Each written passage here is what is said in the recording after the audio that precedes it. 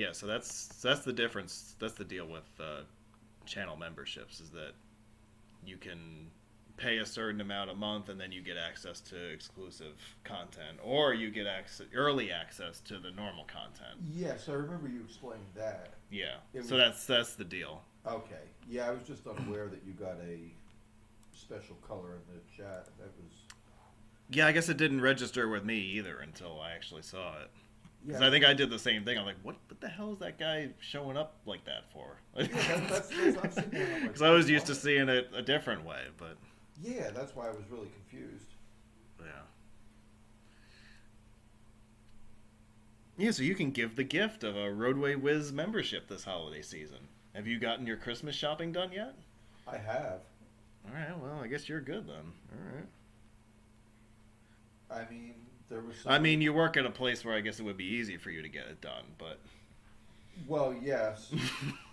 However, I actually didn't spend any holiday money there.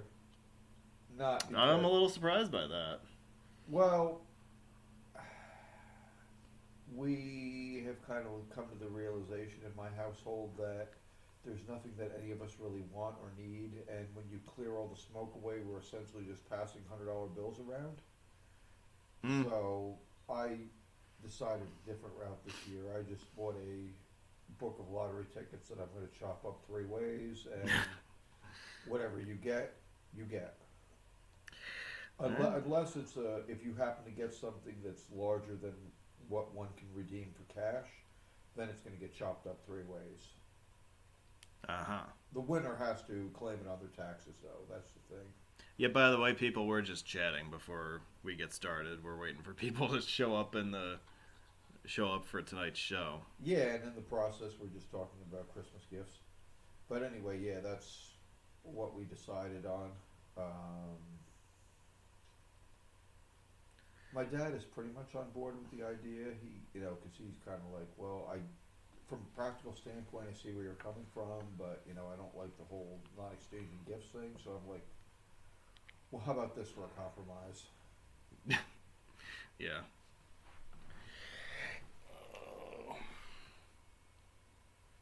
Yeah, I still got some gift getting to get done. I think that makes sense what I just said. Yeah. We have a week basically. Well, yeah. I mean, there's a non-zero amount of people in the greater New York area who probably haven't even begun yet. So. I'm sure. It's a tradition around here. Yeah. Well, good evening, everybody. Tonight, the subject matter is Denver and Central Colorado. It's just going to be yours truly doing all the narration and all that. However, I do have a special guest here tonight. He won the raffle that I put out amongst my friends this week. Does anybody want to come to Wiz headquarters and help keep me sane during this live show? And my friend Bill here was the only one who raised his hand and said, "I'll do it." Yeah. So good evening, everyone. You get to be tonight's honorary YouTube co-star. Yes, I do. In fact, I think this is the first time that I've been here for one of your broadcasts, just myself and no one else. Probably. I don't recall any other episode. I've certainly been here for a broadcast in the past, but there's usually other people from the greater New York area joining us. It just didn't work out that way this week for various reasons. People just weren't available, and I was. Yeah, well, you were in the area, and you had nothing better to do, so. Well, yeah, I mean, it's Saturday night, so it's not like I was going to do anything anyway, so. Oh, we road geeks, we love to party on Saturday nights. What are you talking about?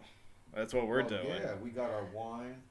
Oh, we got our... I'm allowed to say this on live TV, right? We got our good fucking wine. Yes, and that is actually the name of it, folks. It says that on the bottle. Maybe I'll post a picture of that later. Yeah, that is legit. It's good fucking wine. It actually is good. It actually is good fucking wine. Yeah, I'm going to get demonetized if we keep dropping the F-bomb every 5 seconds. Yeah, we'll do the best we can to refrain from that going forward. However, I can't speak for Dan, but myself, I may let one slip here or there. Yeah, you've certainly been known to do that. Yeah, I kind of have that propensity. Just saying. Let's see here. On the announcements front, I have not contributed anything to Gribble Nation lately. That needs to change at some point. I mean, I've been doing podcast-related stuff. So I know there is stuff in the works for that. I'd like to put out at least one more episode in 2023 before we turn the page. There's so much to get out, you know. There's so much stuff that I want to do, and then you always end up kind of falling back to not doing a whole lot because a lot of what I do depends on other people's schedules and stuff like that. Because I've taken a liking to doing shows, you know, with multiple people. So it's just a matter of lining up everybody's schedules and topics of interest and that sort of thing. On the YouTube side of things, I'm working through some stuff. Some of this is like... So what I started doing was I started emptying out the state folders in the upload queue. So right now I'm emptying out everything from the state of Arkansas. I emptied out several states this year. I think I'm now down to I'm up to 8 states out of the 50 that have 0 videos left in the upload queue. So if there's something for you to expect in the years coming up, expect to see more states emptied out, and you know, I don't know what the next state is coming up. I think I got more. Somehow I managed to not upload most of the stuff from Greater Memphis from the last few years. So that stuff is now in the queue for the end of this month and early January. That managed to slip through the cracks somehow. A lot like how Denver's stuff has managed to slip through the cracks for the most part. But we'll get to that at some point. Well, this is week 2 of 2 in a row for Colorado, so... Yeah, I probably should get on that at some point. Oh yeah, and tis the season. 'Tis the season to be an asshole motorist. I haven't told you about what happened to me this week at my job. Oh, please elaborate. Yeah, I will. Yeah, I saved this one as a surprise for people. So, I guess this was on Tuesday this week. I work in the road construction realm. I'm an engineer. My current project, I'm a chief inspector on a major county highway reconstruction project. And we had I had never broken up a fight before between a motorist and a flagger. But that was a first for me this week. The guy got out of his car. He was the passenger in the car in front of me, and I was right behind him, and I saw him get out and start yelling at the flagger, and I was like, oh boy, this is not good. So he charged at the flagger. I charged up on him from behind, and it took 4 of us to wrestle this guy to the ground because he wanted to kick all of our asses for some reason. What, just due to impatience? But I think so. Yeah, he wasn't happy that we weren't letting him through for whatever reason. It's like, dude, it's like a Boo-hoo. Yeah, really. It's like, you know, we're alternating one lane for 2-way traffic. Like, you know, yeah, shut up and wait your turn. I mean, this is definitely first world problems. In fact, the fact that we can form and wait in lines is a strong indication of civilized behavior. So clearly this person is somewhat of a Neanderthal. I think that's fine. I think that's fair to say. Yeah, he's going to have something to think about, and I hope he has a good lawyer, because the state police took him away, and from what I hear, they charged him up the wall with a bunch of things. Oh, well, so, good for him. You know, so he accomplished, I guess, what he wanted to accomplish, you know? And I guess he's going to be giving the state of New York a Christmas present in some form. Well, he will be very familiar with the Putnam County judicial system by the time his experience is over. Oh, good for him. Yep. No, nobody was hurt or anything like that, but, you know, it's just like, it would happen this time of year, right? You know, 'tis the season. Goodwill to all of humanity, except for you, the flagger, who won't let me through. So go f yourself. Right. Yeah, that's one thing about this time of year. You can see some of the best and the worst in people, Yeah. and you know, tempers tend to flare this time of year. Stress levels are high for some people. It's a joyous time of year for some, not so much for others. And yeah, humanity rears its ugly head in the end. Yeah. Unfortunately. So anyway, if there's a moral, if there's like a moral of the story I want to give you guys for this week, it would be, don't be a goddamn a hole. Yeah, You know, just take these it are easy. these construction workers are there to make a living too. Okay, so you're not more important than they are. So just sit in your car and shut up. And relax. You Yeah, know, it's like there's no reason to consider doing anything along those lines. no, So and I guess this guy thought that he was going to get special treatment by being aggressive, and yeah, well, eh, saw how well that worked for him. well, actually, he did get special treatment. It just wasn't what he was. He got to ride. expecting. He got to ride in the back seat of the Popo car afterwards. I didn't get to do that. God damn it. Yeah, I mean, I hear the back of Ford Explorers are very lovely. Yeah, yeah. So anyway, so we did for more Colorado highway discussion. We did a virtual tour episode a week ago that focused more on I-70. This episode will focus more on the Denver Metro as a whole. But if you missed that episode and want to catch up, that's on the channel for you to watch. And And we had some it was a rather interesting and pleasurable experience, I must say, from a spectator's perspective. I viewed it from home. I was not here last week for the panel discussion. I just could not make it. yeah, we do know how to make things interesting. Yeah, but I was a viewer, from afar, and it was. I rather enjoyed the presentation. It was great, so I would recommend it, guys. Yeah. So this is a segment that I'd like to start doing, like the history of road beats in the city that we're profiling. We haven't tried this before, but I'm going to try it for the first time here tonight.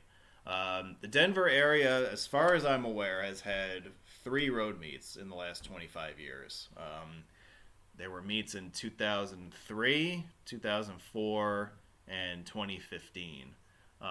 03 and 04 are from left to right on the top. Those are the meet photos from there. The most successful meet to be held to date in Colorado, and I think in the entire Mountain West region in general, was the 2015 Denver meet, which was held by our buddy Corco of CorcoHighways.org. The meet photo here at the summit of Loveland Pass, I think we all are in agreement that this is the highest elevation meet photo ever taken, right at the Continental Divide. It's also debatable if it was the highest elevation meet lunch, because they had, I forget where they had it, but it was in the Denver area, but I forget exactly where. So that was a really good turnout, and I think that was in the month of May, so that's why all the snow is on the ground in the background there. But that was from what I understand, that was a pretty interesting get together. Yeah, that was one that I regret not attending. Yeah. But I can't roll back the hands of time, obviously. I missed out. So Well, that's too bad. Okay. Denver Metro, you see the numbers on your screen. Those are population numbers as of the 2020 census. One of the fastest growing metro areas in the entire country. It is now the second most populated metro area in the Mountain West states. Only Phoenix, Arizona is larger as of now, and Phoenix is another metro area that's grown rapidly in recent years. The first Europeans to lay claim to this area were actually the Spanish conquistadors in the late 1600s.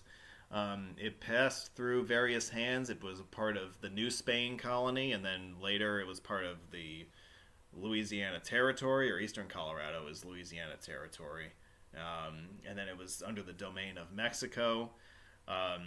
it was a disputed land for a number of years between the U.S. and Mexico. However, the dispute was basically ended with the cessation of hostilities after the Mexican War, in which case the U.S. gobbled up basically all of the American Southwest that we have today. After the U.S. came under control of it, it was kind of a hodgepodge of territories that occupied the lands that are now Colorado. The modern territory of Colorado was created in 1861, culminating in Colorado's entry into the Union as the 38th state in 1876.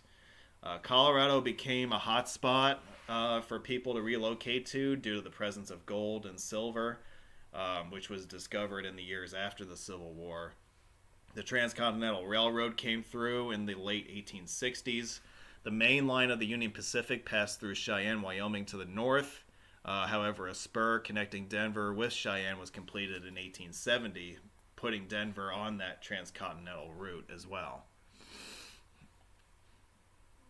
And in more recent times, Colorado probably grew because weed.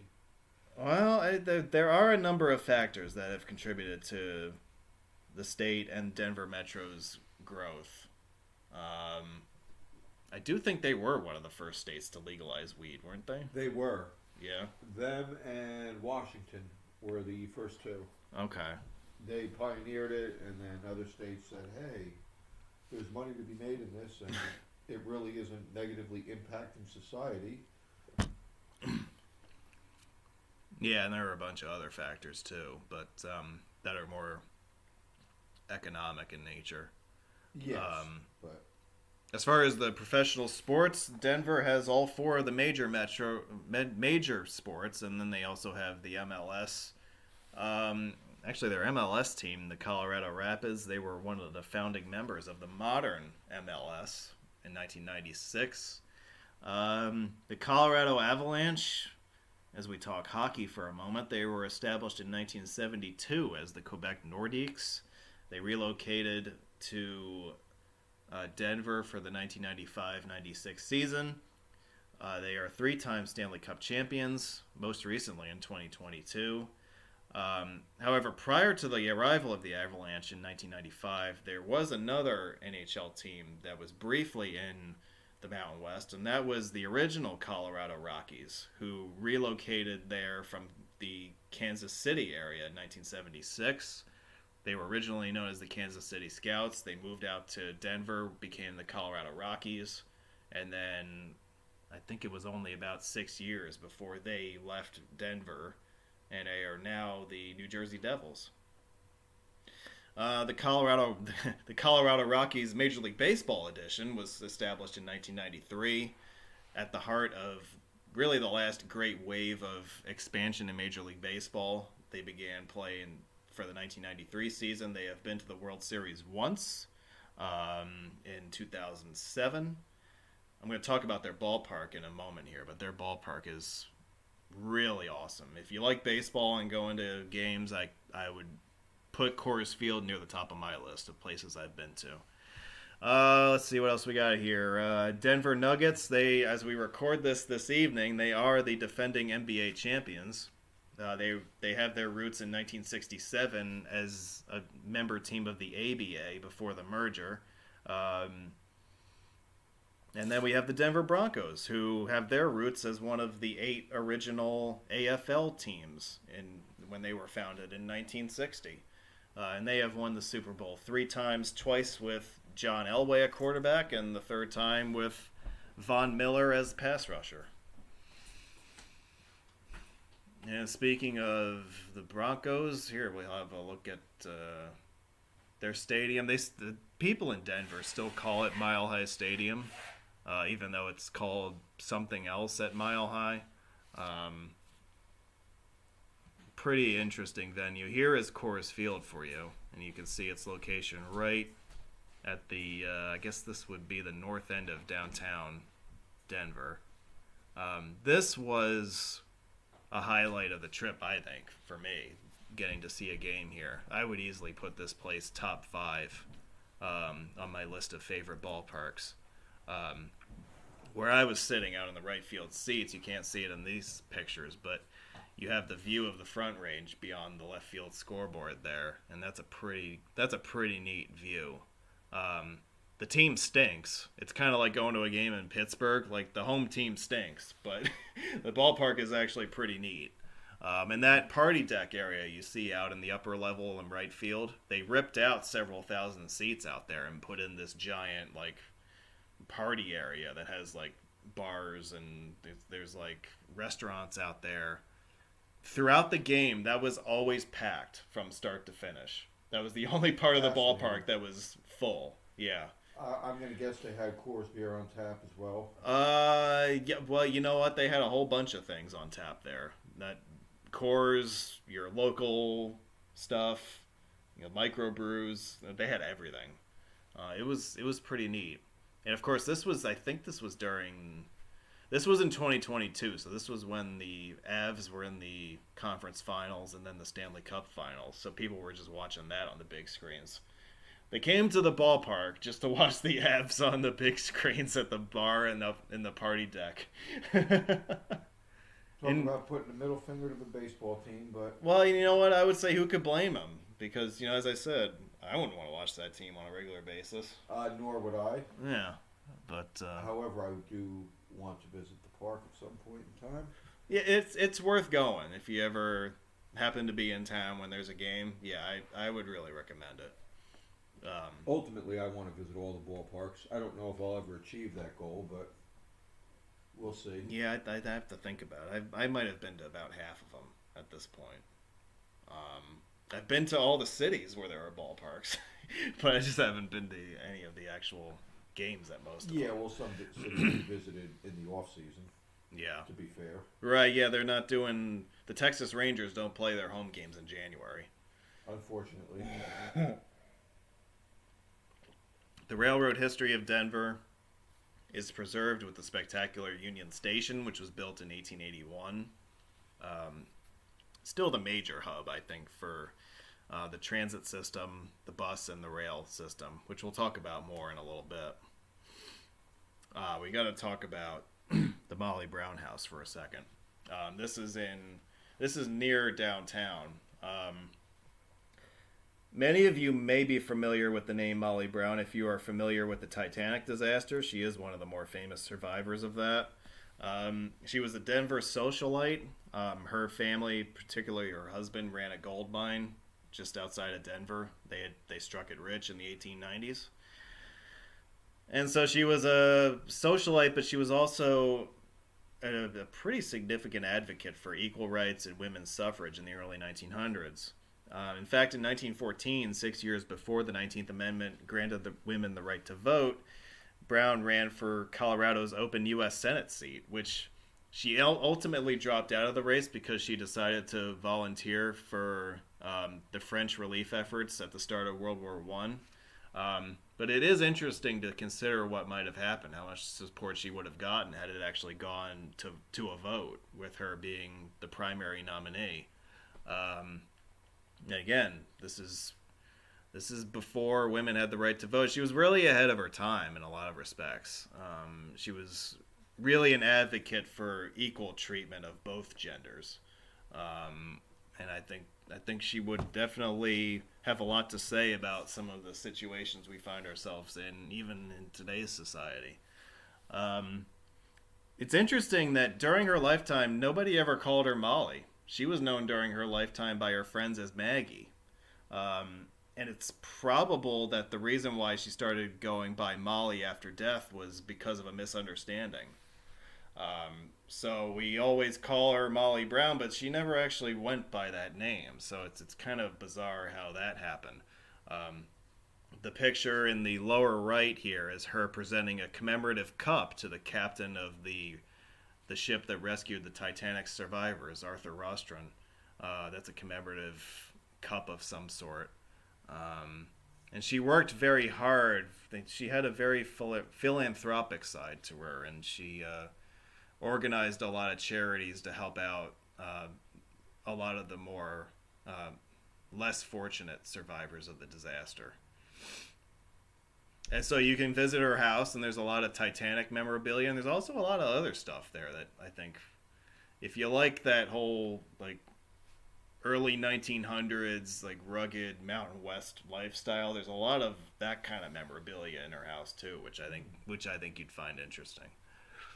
I just like pictures like this of Denver. You can see the evolution of the city from the old to the new. The old brick warehouse district and then the modern steel high rises in the background.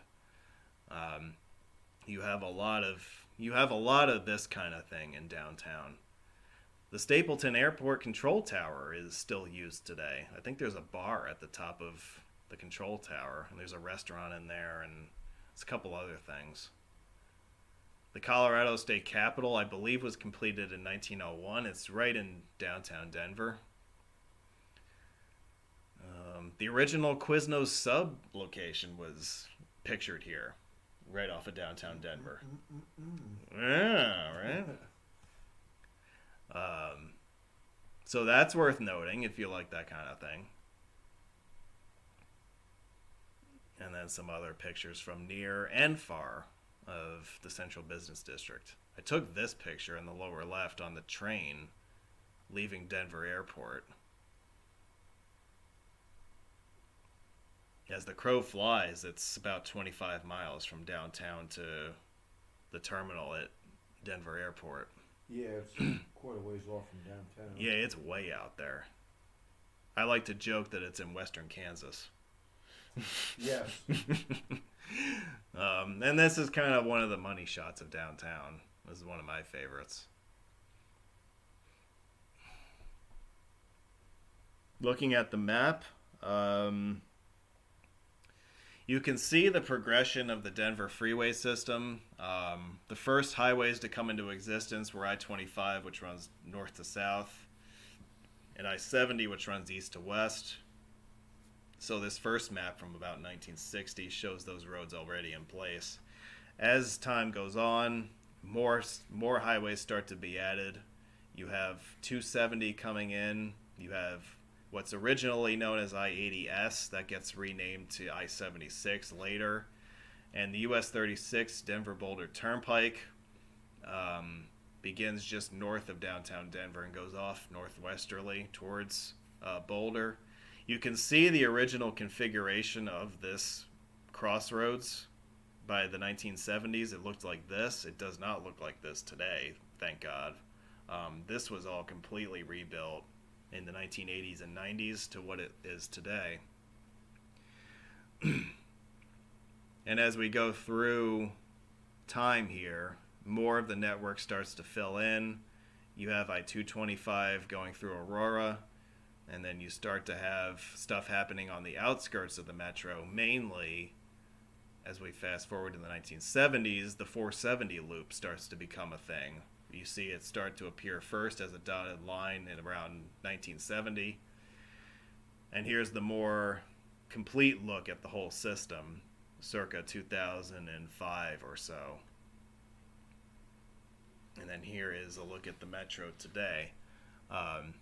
This is how things stand as of now. It's hard to imagine anything being added to this for political and economic reasons. I think that the system that we have at this point is pretty much what we're going to be stuck with for the foreseeable future.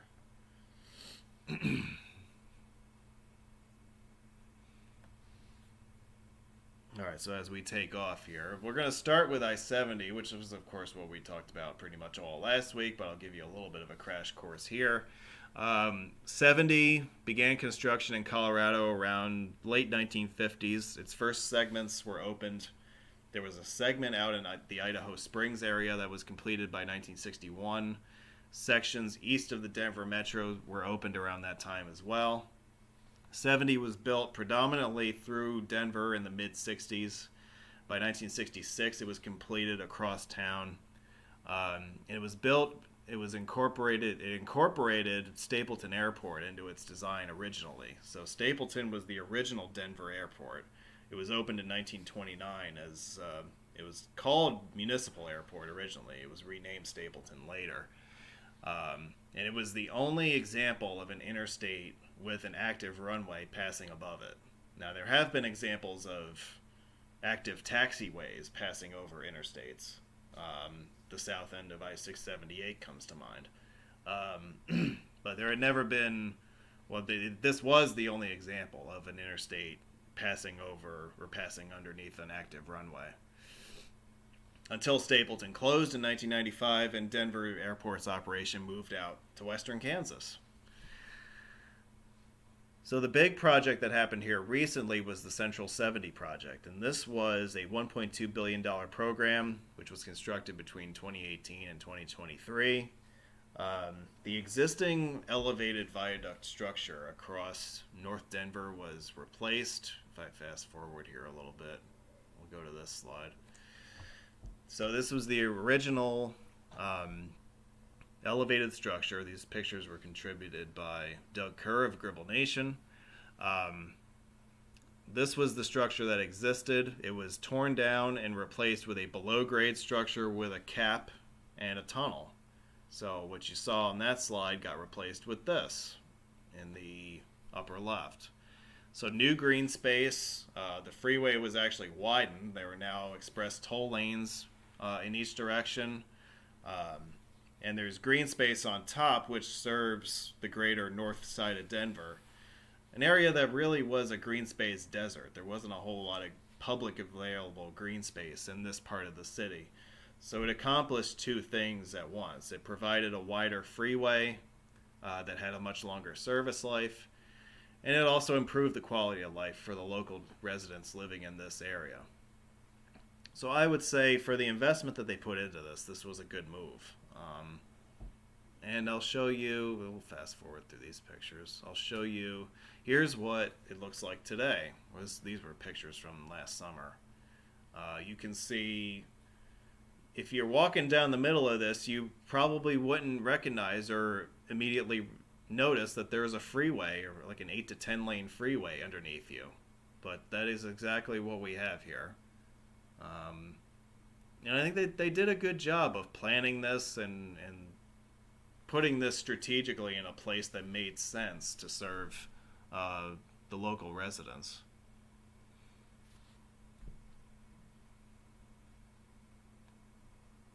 So some of these other pictures, these are more pictures from the west side of the metro, and then so out in here, this is a picture of the US 6 split, and that is this is sort of central to the Floyd Hill project that's just getting underway now. We talked about this a bit last week, but this is going to be a $700 million, 7-mile long project that will straighten out and widen a good amount of I-70 through the Clear Creek Canyon. And when this project is done, this exit for US 6 will not be on the left anymore. It will be on the right, which is where it really should be.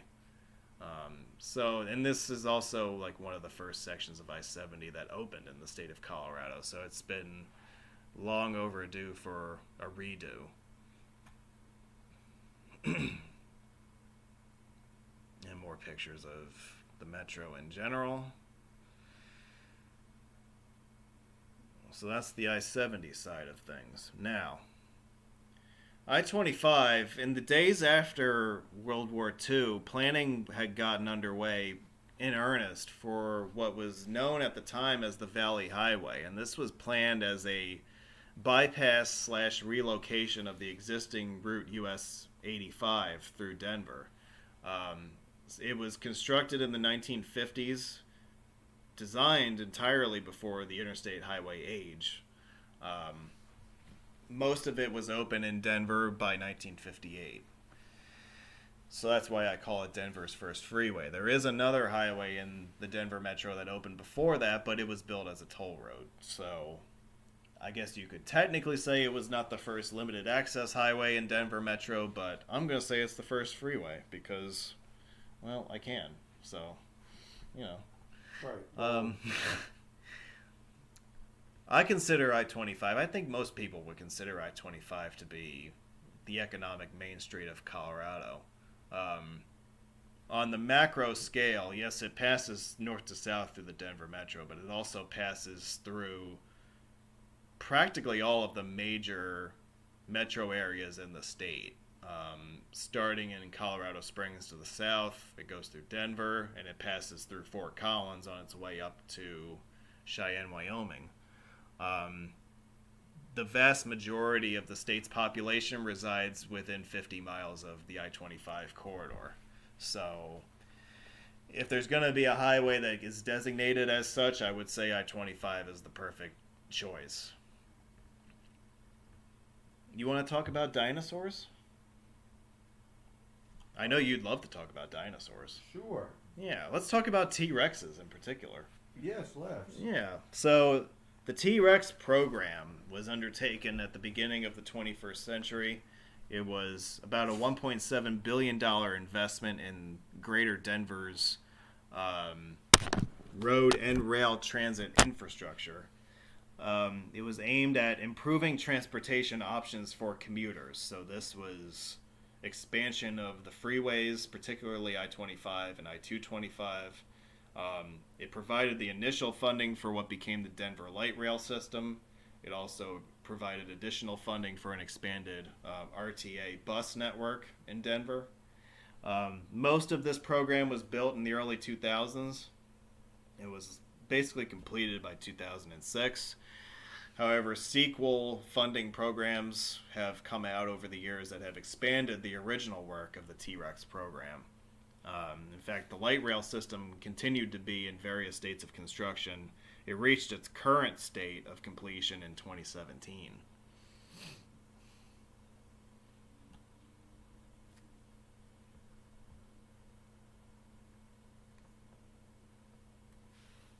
I'm taking a pause here to have some more. I like this good fucking wine, man. I do too. I've been sipping at it rather frequently. I enjoy it. Especially after it's sat out and breathed a bit. It's Which yeah, is what it's you're supposed to do with wine. well, yeah. See, I'm doing this show all myself, so I have a lot of talking to do. So I've been sipping on this quite a bit, just to kind of Quench your thirst. yeah. That happens when you're carrying the load all by yourself, but that's okay. We'll get through this. Unfortunately, show- I don't have much to contribute. Well, that's all right. I'll get you to talk about something at some point. Okay, so the beautiful map you're looking at now is the 470 system. Now, I'm sure some of you already know this, but I'm going to go back all the way to the beginning and tell you the history of the original I-470 proposal and, in a nutshell, why it doesn't exist the way that it was originally proposed. But in the 1960s, the Colorado Department of Transportation recognized, even at that early date, that the outer suburbs of Denver were going to explode in population and that there needed to be a ring route encircling Denver Metro. They successfully petitioned the Federal Highway Administration to add the proposed mileage of I-470, which would be a circular route around the Denver Metro, to the Federal Aid Highway Act of 1968, which included the expansion of the interstate system by about 1,500 miles. I-470's mileage was included in that bill. The Denver City Council approved the preliminary location of this ring route and allowed Colorado DOT to proceed on design and ultimately with the approval of construction contracts for the highway. However, the Colorado Department of Health opposed the project on the grounds that it would violate the terms of the Federal Clean Air Act. In response to this, the governor of Colorado ordered the planned highway to cease construction. And this highway was now put in limbo for several years. It was back to the drawing board for most of the 1970s. By 1975, the Federal Highway had withdrawn their support for the 470 project, so this was now kicked back to the state to figure out what they were going to do. The final decision was ultimately used to use the federal highway funds that had been allocated to build a partial loop. The state highway, the DOT constructed what became known as the Centennial Parkway. This became the southwestern quadrant, which is signed as State Highway 470. that was built in the 1980s and was completed in 1990. See, this is one of the things that I think is so stupid about this whole thing, is that the planners knew in 1968 that they were going to need this highway, and guess what? The development came anyway. The south suburbs of Denver exploded anyway, just like they knew would happen. And then they ended up building the highway anyway, after all that. Right. And there's no interstate shield now. Right. So it's like, you gave up that federal control, that 90-10 funding, and you ended up building basically the same thing that you didn't want to build 15 years prior. Right. So the whole thing just became a ridiculous mess. So that's just the southwest quadrant. Now, you notice how there's a green line on this map. Wow. You want to talk about toll roads tonight? Let's talk about some toll roads. E, which stands for expensive. You're probably you're the first person to make that connection to call the E expensive, but you're right. That's a good one. It quite or possibly be the most expensive tollway, if not the most, one of the highest, especially if you do not have a transponder. On a per mile basis, it is one of the most, if not the most expensive in the U.S. Yeah. I did the math earlier when we were offline, and it was about, I think it came in, like if you were just using the toll by plate option, it was about 50 cents a mile, which is insane. Yeah. So that's what the federal government figures for your fuel and wear and tear per mile. But this is just your toll rate. Yeah, so there is a question about what the E in E470 stands for. I always thought that, before I started reading into this, I always thought it stood for like electronic 470, because this was the first toll road to introduce open road tolling in the U.S. And this was as early as 1991, I think, the first segments of it opened.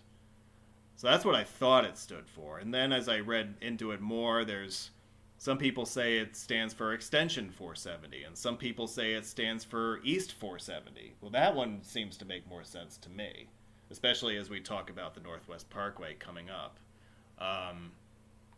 We totally just skipped over all these pictures of C470. But while I'm showing you pictures of the Metro, I'll talk about E470, which this is a hybrid public-private venture, if you will.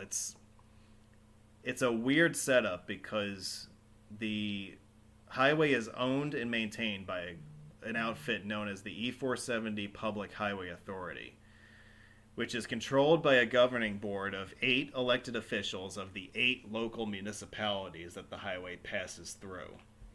So you have an interesting mix of public input, and it's also kind of its own private thing, in a sense.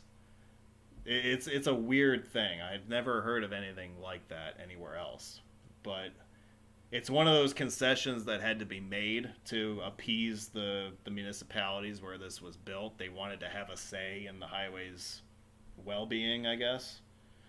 So this authority is the one that collects the tolls on this road. And prior to the arrival of the modern Denver airport, there really wasn't any traffic on this thing.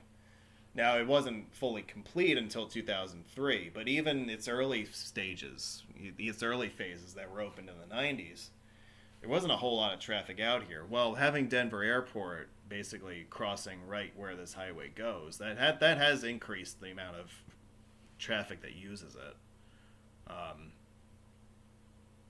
I have clinched it once. I paid, I think it was $23 to drive each way. And I don't think I'll have to drive it again, fortunately.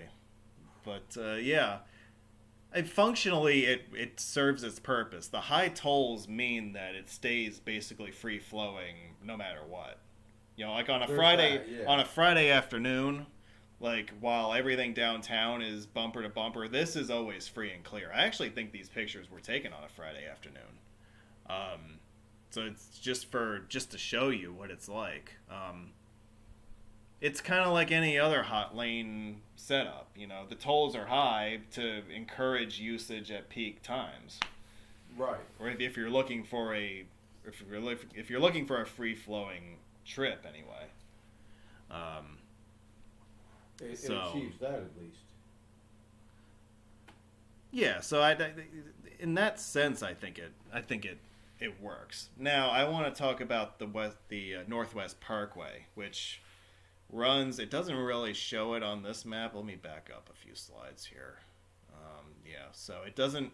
The Northwest Parkway isn't highlighted on here, but it's from where the north end of E470 is. If you follow this line towards US 36 and Interlaken, that's the Northwest Parkway. And so we've dealt with a highway built and maintained by Colorado DOT. We've dealt with the E470 Public Highway Authority, or whatever the hell you think that is.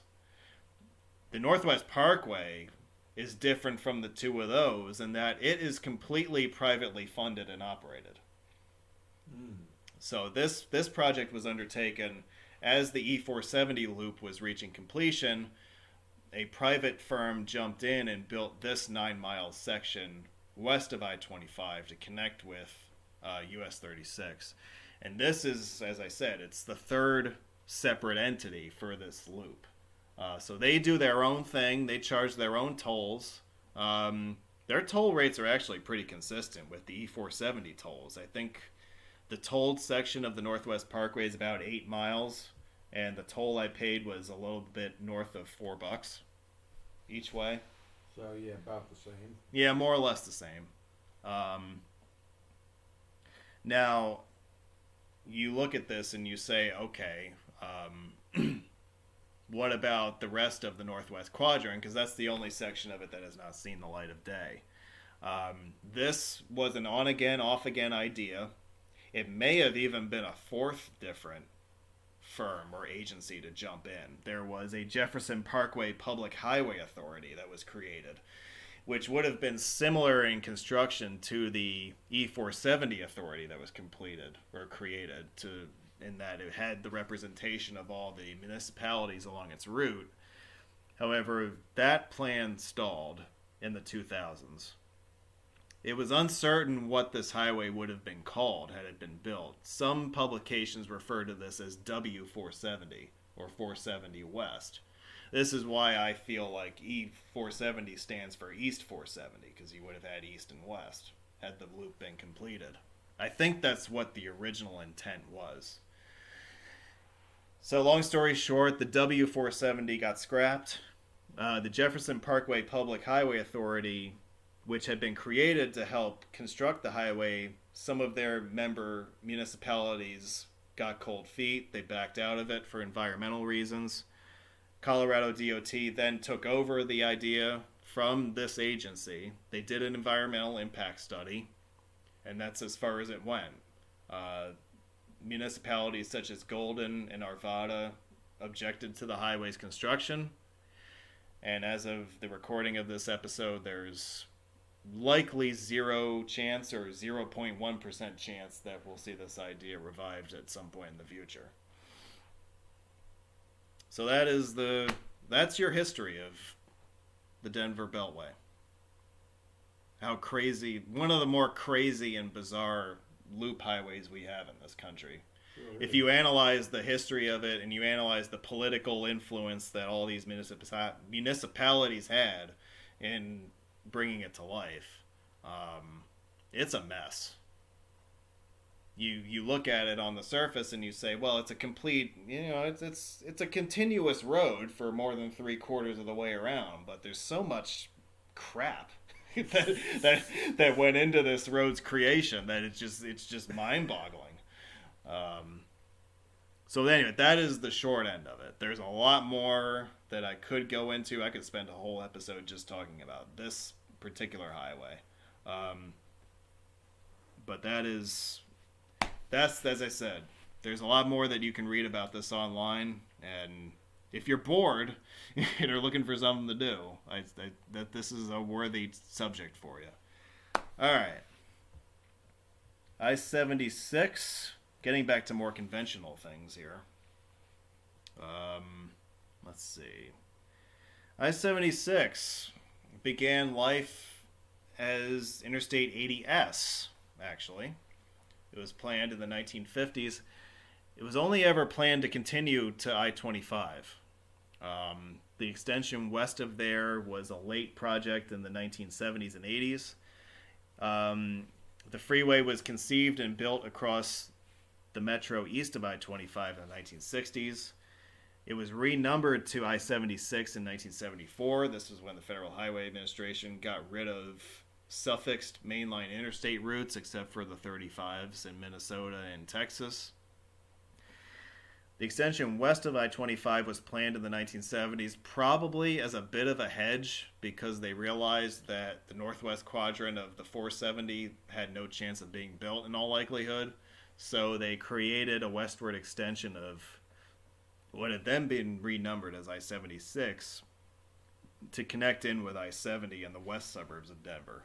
And that project was completed in 1993.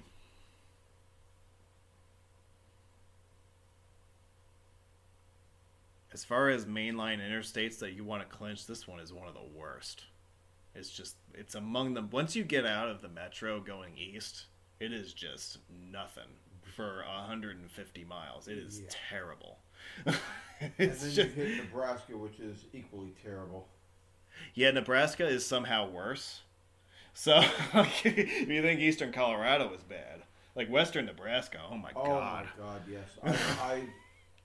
I think Interstate 80 in Nebraska is the closest I ever had fallen asleep, or coming to falling asleep behind the wheel. I may have even dozed off very briefly. I'm not positive, but it was mind-numbingly boring. More so than 70 through western Kansas and eastern Colorado, in my opinion. I mean, I can tolerate 70 in western Kansas. That's actually not that bad. No. But it's just that there's something about eastern Colorado that is just, oh dear God. It's I think because Colorado is more known for the Rocky Mountains, and you hit eastern Colorado and you're like, wait, what? Yeah, I've heard people say that, like, and they're right, that, like, eastern Colorado is, like, stereotypical what people expect to find in Kansas. Yes. But Kansas is actually not bad in reality. Like, eastern Colorado is horrible. Like, I have a vision of what hell looks like. And it's me rolling down I-70 in eastern Colorado, stuck behind a big rig going 64 in the left lane. Like, that's my version of hell. Yeah. I think it has to involve something like that. Like somewhere east of everyone's favorite control city, Lyman. Which, by the way, can we talk about Lyman for a second? By all means. I know I don't need your permission. I'm just saying. I hear a lot of people say, like, well, why is Lyman a control city? Well, it actually is a very logical place for a control city to be located. Lyman is a crossroads community in the eastern fringe of the Mountain West. US 287 comes in there, US 40, US 24 if you're heading east or northeast to southwest. US 287, by the way, is the shortest route between Denver and Dallas in northern Texas. So you have a lot of traffic, long distance traffic going down 287 out of Denver and vice versa. Oh, thank you. You're quite welcome. So Lyman is actually a pretty significant crossroads, and if you've ever been off the interstate in Lyman, go to any of those truck stops that are right off the interstate and on the interstate business loop. You will see them full of trucks. So you road geeks out there might not think that Lyman is all that important and deserving of a control city, but tell that to the transportation industry.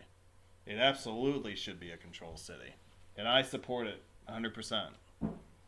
Compared to some of the control cities that Pennsylvania uses along I-80, it is a major destination. Well, yeah, I mean, control cities are not just chosen because they're population centers. They're chosen because they're major crossroads locations or major points of interest that people will recognize. So if you're in Pennsylvania. Yeah, well, I'm not talking about those, but like if you're in a truck driving from Denver to Amarillo, you're going to be looking for the sign that says Lyman, because that's where you're going to jump to jump south on 287. Right. Right? Like that just makes sense. So that's why I think that people in road enthusiasm make too big of a deal out of stuff like, the lineman thing. It's just this evil place that should never be a control city. Well, that is not true. If you are on the ground like I am and you see the significance of this town and to the local and the regional transportation network, I think you would think otherwise. Anyway, moving on, let's talk about I-270, which is kind of that.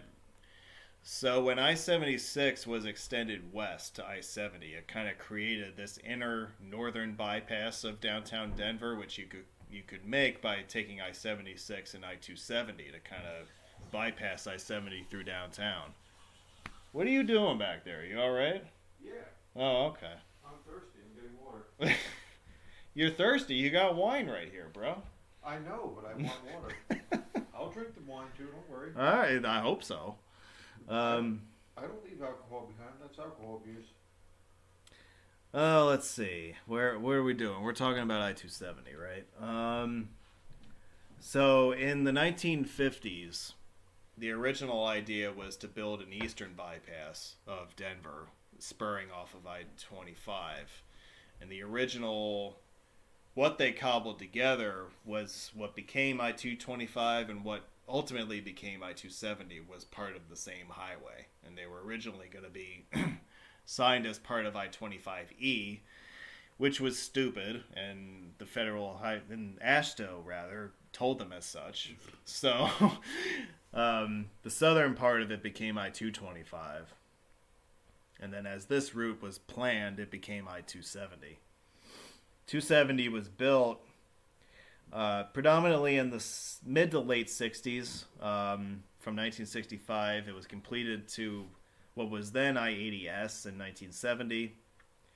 However, there was a gap. You will recall, if we go all the way back, I'm gonna do this to you guys. I hate doing it to you, but I'm gonna rewind all the way back so I can show you this map again, because I didn't reproduce it on any of the other slides. Yeah, this slide. So remember how I was showing you this really convoluted original layout of how I-270 ended at I-76, and how I-25 and US 36 had their own separate junctions mixed in here as well.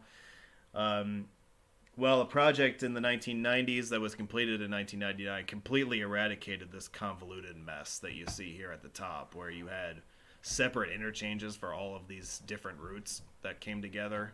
270's main line was effectively extended west to meet I-25 directly and the US 36 highway directly. And then the ramps were all, redone in this area. So now it actually flows a lot better than it used to. Yeah, that's Weave Central there. Yeah, and they you can tell that they designed it for when Denver had far fewer people than they have today. But yeah, so the freeway that exists today, parts of it were extended in the 90s.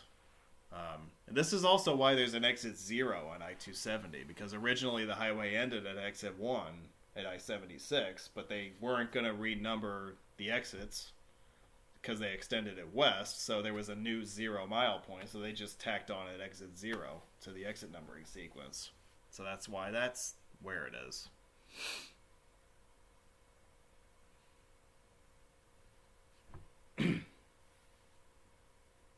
Alright, now I mentioned before that there was an earlier highway before the days of I-25. There was a separate limited access highway that existed a few years before, and this is the Denver Boulder Turnpike, which was constructed in the early 1950s. It opened in January 1952. Business and university interests at the University of Colorado at Boulder wanted direct access to downtown Denver, so they built a toll road that was completed in the early 50s. It was a toll road until the original construction bonds were paid off in the 1960s. What year was that? That was... where somewhere. 1967. That's the year that the bonds were paid off. So the road has not been tolled since 1967. But its historic name is the Denver Boulder Turnpike. Nowadays it's signed as US 36. Nowadays it's a major suburban freeway connecting the two. There was a project in the 2000s, in fact in the 2010s to be exact, that added high occupancy toll lanes. Also an expansion of the RTD's bus system, including the bus rapid transit line that connects downtown Denver with downtown Boulder, was put into use at that time. I actually got to ride that BRT line when I was in Denver last summer. And it's an interesting experience. Like, you depart from the basement level of Union Station and you go out, you utilize the I-25 reversible lanes, and then then the bus utilizes the toll lanes on US 36. When it is confined to a limited access facility, the bus route is actually really fast, and you could argue it's really convenient. It's when it gets off of the highway and meanders through the city of Boulder where things just grind to a halt, and it stops being all that efficient. But as far as being a people mover along the US 36 corridor, it's not a bad design. And when I rode it, it was on a Saturday afternoon, and the bus was full in each direction. And the other thing is that 7 days a week, they ran headings on the BRT every 10 minutes. So that's how you get people to ride it. You have to have frequent enough service, Right. and the stops along the way have to be convenient enough for people to use it. So this was easily the most successful BRT experience I've had. Is it perfect? No, but it's better than most by a long shot. So I would say, it's not bad for an alternative to driving into Denver, which is becoming a disaster as more and more people move into the metro. Right, congestion bills and... Yeah, so I mentioned 270 before, so now I will finish my commentary on the Eastern Bypass idea. So 225 was like the southern half of what they thought would be the Eastern Loop, and as it turned out, it didn't really materialize that way. I mean, the north end of 225 doesn't really seamlessly flow into the southern end of 270, but it's close enough, I suppose. Construction of 225 across Aurora began in 1964. The entire freeway was complete by 1976. This was one of the two highways that was central to the T-Rex transit program in the early 2000s. And when you drive this highway today, it's paralleled for the most part, for practically all of its length, by light rail corridors. The RTD's H and R lines parallel this freeway for its entire length. And these are expansions to the system, in part, that were completed after the 2006 completion of the initial T-Rex program. I actually did ride the light rail along 225. It is nowhere near as efficient as the BRT system, I'll say that. Ridership is nowhere near what it probably should be out that way, but then again, the headings are much more infrequent on the light rail as opposed to the bus. So that probably has something to do with it as well. Most likely. Real quick on US 6, easy to remember, 6th Avenue Freeway. I think a lot of people, if you're commuting into Denver from the west, like from the foothills and from points west, like in Golden and in Idaho Springs even, this is kind of like the alternate point into the south end of Denver from the west. Instead of taking I-70, you can take US 6, which is a full freeway out in the west suburbs of Denver. This is a bridge that was built as part of one of those light rail expansions in the last 10 years. So it's another way to kind of get you into downtown from the west. That's a pretty popular commuter thoroughfare. Pena Boulevard. We haven't talked much about Denver's new airport.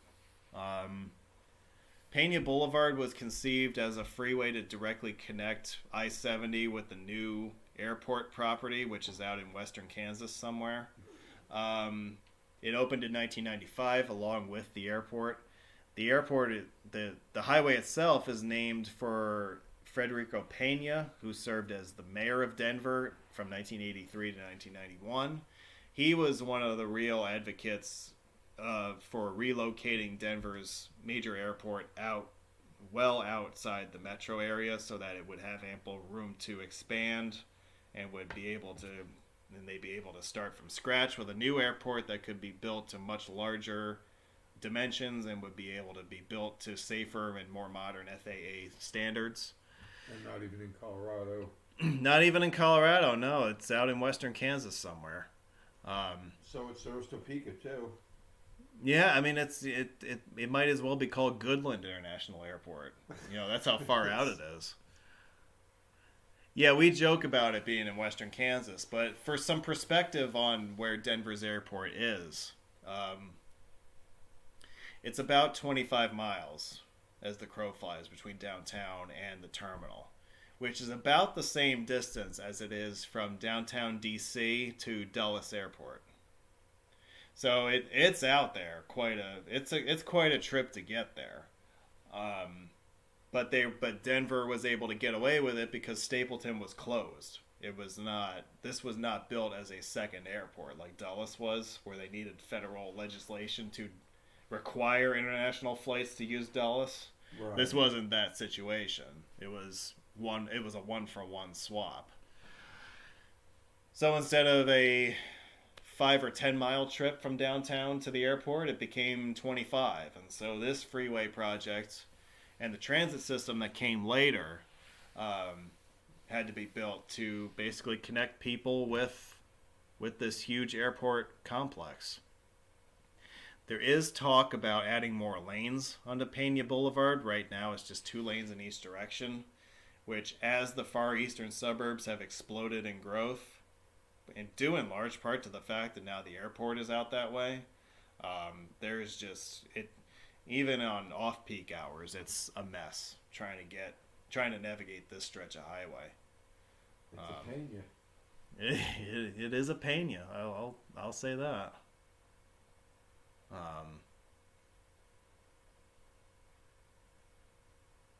So that is all for the major highways, and I will throw some honorable mentions out there at you guys before we wrap up the PowerPoint section of tonight's program. Some of these are not in Denver proper, but they're close enough to Denver Metro that while we're here, we might as well talk about them because I think they're worth mentioning. The first of these I'm going to bring up is Loveland Pass. Again, you probably recognize these pictures from the Denver meet photo from 2015 that I showed you earlier. It is one of the highest points on the U.S. highway system. Overall, I think the highest point is on US 34 in Rocky Mountain National Park, if I'm not mistaken. But it's not far off. This is not far off from that at about 12,000 feet. Mile for mile, this is right up there with being my favorite mountain pass in the state of Colorado. I still think that Independence Pass further to the west is my favorite, but this one, it's shorter, but it's just as good, I think. You get easily as much out of it. Not far from Loveland Pass is the US 40 Berthoud Pass, which is at a slightly lower altitude, 11,300. This road was built on a significantly wider alignment, so it was built to carry heavier and wider vehicles. So it's kind of a marvel of engineering for them to have built this highway to these dimensions in this location. You contrast this, for instance, with what you see with Loveland Pass, which is just a 2-lane road. There's no climbing lanes or anything like that. Loveland certainly has more of a mountain pass-like feel to it. With Berthoud Pass, you really don't even realize how much elevation you're gaining, because the road is a lot straighter and it's a lot wider in general.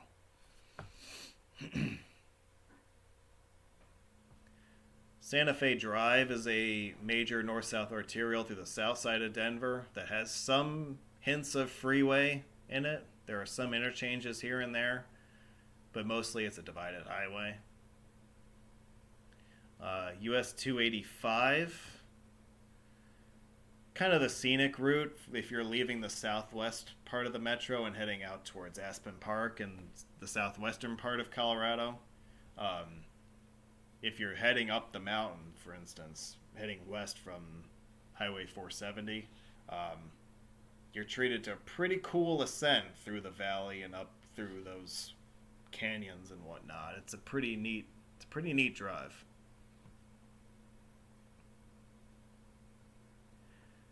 The Golden Freeway Spur, this State Highway 58 that runs westward from I-70 to connect with Central Golden in the foothills of the Front Range. The Colorado School of Mines is located right off of this highway. Parker Road, again, is kind of similar to Santa Fe Drive, which we mentioned a moment ago. This is another divided highway. This one is in the southeastern part of the metro. Again, it's got hints of freeway in it, but it's mostly a divided highway with at-grades and traffic signals. Pikes Peak Highway. Have you done Pikes Peak or no? I have not. Yeah, this is one that I recommend people do. I think some people get the idea, and to some extent I think they're right, that this is a very touristy place to go, but as far as mountain drives are concerned, this is a really cool experience. And I did this drive in early June of 2022, so there was still a good amount of snow at the summit. That would be the time that I would recommend that you go. Because it's a really neat experience to be able to drive up that. You see the climate zones change every few minutes, as you go up, and then once you're above the tree line, you're like in this really remote alpine-like area that feels like you're driving on the surface of the moon. It's a really neat experience. Regardless of where you are, being above tree line is always an interesting experience. Oh, sure. Like even in the Adirondacks up in northern New York, yeah. Adirondacks, Vermont, New Hampshire, I have not spent enough time in the mountains of Vermont and New Hampshire. That's something I need to do. Indeed you do. You get a similar experience with it, much closer to home, and similar, obviously not nearly as high, but similar conditions.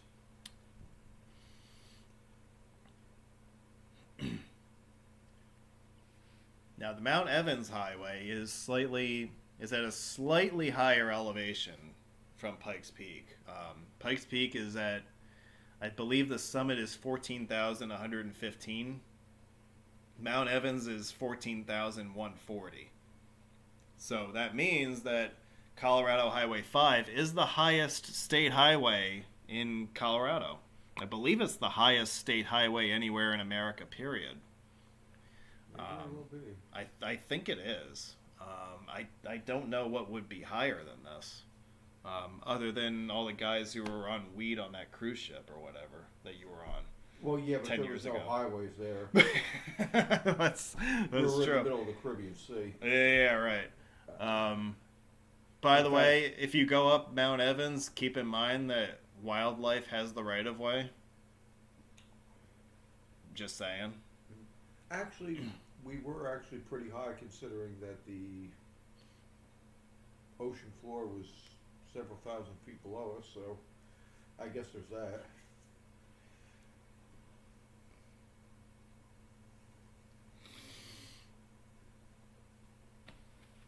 Look at that. We made it to the end of the PowerPoint. Indeed we did. Indeed we did. Yep. We made it. I basically did this solo, but we made it to the end. Oh, wait a minute. Hold your applause. Hold your applause. I forgot. We have one more honorable mention. All right. Now, we're not... I know we're not in Denver. This is not a Denver highway. But we are close enough that I figured that we might as well tackle this subject while we're here. Because this is... You know, we talk about Lyman being something that road enthusiasts love to hate on. So, one of the other questions that comes up, Bill, is what is up with I-180 in Cheyenne, Wyoming? Yes, what is up with it? Well, I would love to tell you. I would love to answer that question for you right now. Please, by all means. Okay. This is actually something that I have clinched. Hey, that makes two of us. So, 180 as it exists, it is not a very long highway, as you can see on this map. It's only just over a mile or so. It's basically a connector between I-80 and downtown Cheyenne. But it is one of the few interstate highways as of today that has traffic signals and at-grade intersections along its length. Entire length. Yeah, along it's basically a divided arterial. And if you go to... So if you look at the pictures of it, you know, you have... It's signed as US 85 as well, so they basically took US 85 and slapped an interstate shield on it. And that's basically what you have here. Yeah. So why is that? Okay, so let's rewind a little bit to 1967. The interstate was conceived that year. The Wyoming Department of Highways wanted to build a freeway spur connecting I-80 with downtown Cheyenne, which is simple enough. AASHTO added this highway to the proposed interstate system in 1970 under the assumption that it would be built as a limited access highway, which is what it was originally intended to be. There would have been a three-way directional T interchange at I-80, and there would have been no interchanges in between. You would have had the high-level bridge over the Union Pacific Yard just at the south end of the city, and it would have ended in the same place that it ends at its north end. And that would have been the highway. They would have essentially been long ramps. However, the Federal Highway Administration intervened later that year and rejected it due to the projected high cost and to the complaints of residents of South Cheyenne who would not have access to this highway because there wouldn't be intermediate interchanges. They wanted to have access across the rail yards just like the people coming from I-80 did. So this was batted around back and forth, and Wyoming was like, all right, what do we do here? So they revised their proposal of a limited access highway to a at-grade divided highway in 1971, and this idea was approved by the Federal Highway later on in the year 1971. However, they did not strip this project of its interstate designation, and the reason for that is the state of Wyoming took advantage of a loophole in federal law. The federal government provided Wyoming with the interstate mileage without requiring the state of Wyoming to meet the interstate standards normally required of roads to carry the interstate shield, which means that when they changed the design, they were not able to revoke the interstate mileage. By the way, spoiler alert, this loophole was closed shortly after this case because the Federal Highway looked at this and said, all right, we can't have these shenanigans happening all around the country.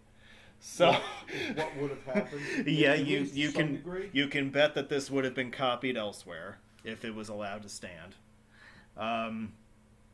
So that is what happens. Since the Wyoming Highway Department and Federal Highway had already spent federal funds on the design of the original limited access, it therefore, in their minds, qualified for the interstate designation, even though the design had been changed. So that is why the new divided highway, which was opened in 1984, carries interstate shields. It has nothing to do with whether it meets standards on the ground. It has to do with how the original design was funded. And because of the loophole that stipulated that they did not have to revoke the interstate designation due to the redesign. And to this day is a point of contention with many in the road enthusiast community. Well, I mean, it is an interesting question, should it be an interstate? Well, that to me is the wrong question to ask. The statement of fact here is that it is. Right. Whether you want to see in a parallel universe a place where this is purely signed as US 85, that is up for people in the fictional highways section of the AARoads forum to debate. And they will. Well, I'm sure they are angrily typing away in that thread as we speak. I mean, that's probably the case. Yeah. So that is the why of why we have this very bizarre auxiliary interstate, which is the only auxiliary interstate in the state of Wyoming, by the way. But they get their money's worth. Yeah. They get the exception of all exceptions. Even for Cheyenne, though, it's questionable whether they ever needed an auxiliary interstate. Well, so a lot of these freeway projects had to do with political influence. Yes. So I am sure that the Wyoming congressional delegation knew somebody important at Federal Highway. That's usually, like, when you follow the trail of these things back to the beginning, it usually has to do with somebody knew somebody. And that's how this highway got the funds and other highways didn't. Right. So it's all about political influence and who you know and that kind of thing. Yep. So. But yeah, I mean, otherwise, I think from a raw population standpoint, completely unnecessary. Cheyenne has what, 25,000 maybe, something like that. I don't even not know. Very big. It's not that many. I mean, it's big by Wyoming standards, but otherwise, it's not big by any stretch of the imagination. I mean, it is the largest city in Wyoming, and it is the state capital, but there's not that many people who live there. Right, So but it's one of the least populated state capitals in the country. Yeah, and Yeah. even the state as a whole only has 500,000 or something like that. It's not, Yeah. It has. I think it has fewer people than Alaska. Yes. In fact, Which will be the subject of another webinar coming up later this winter. Okay, now I'm done. Join us next week for our 2023 year in review.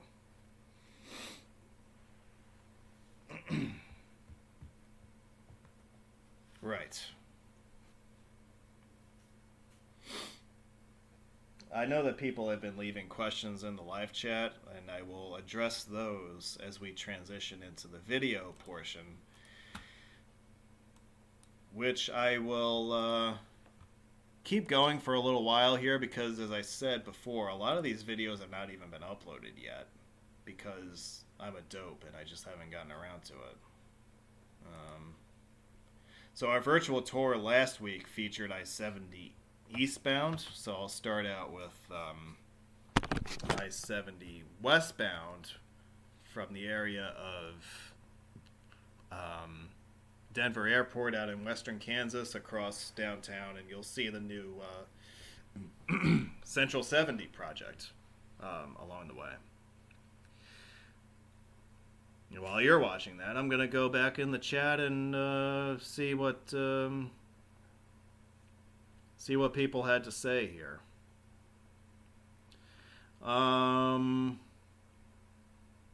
Yeah, so MPW, the rail fan asks, this is to do with the Northwest Parkway. Is that officially a P3? I think, well, the Northwest Parkway was completely private. I don't think that the E470 authority would be considered a P3 either, because it's government agencies and it's elected officials on the board. So it's a weird, as I said before, it's a weird hybrid situation. It's publicly elected officials, but they act independently of everybody else, I guess you could say. I still don't even know how the hell to properly explain that, but it's just, that's a really weird setup. Yeah. That's the best answer that I can come up with. Do you think there should be a Denver, Oklahoma City, DFW interstate? Does demand exist for such a corridor? I don't think that. It is true that if you follow US 287 south from Lyman, that is the most direct route to get you to North Texas. I don't see anything into Oklahoma being of particular significance. Because once you get to Amarillo on US 287, you can just go east on I-40, and that'll get you the rest of the way to Oklahoma City without any problem. I know that there has been some chatter, by some I mean just a teeny tiny bit, about extending I-27 up along US 287, but that would angle more into like northern New Mexico. That wouldn't take you up into Denver. I would say that there's not enough traffic there to warrant some sort of interstate extension north of Amarillo. I have not driven US 287 myself, but from what I understand, it carries a lot of commercial traffic, but it also moves pretty well. So I think you're more likely to see spot improvements, bypasses around small towns, that kind of thing. That's more of like the short to long term future for that corridor.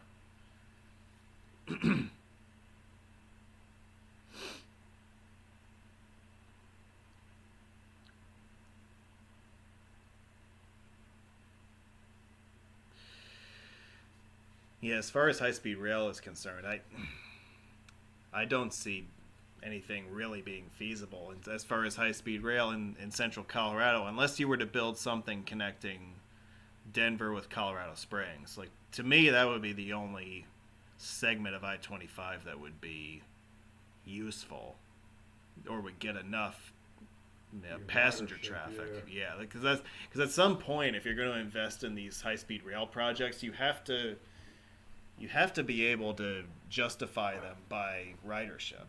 Right. And I think Denver, of course, has to be the center of any high-speed rail system in Colorado.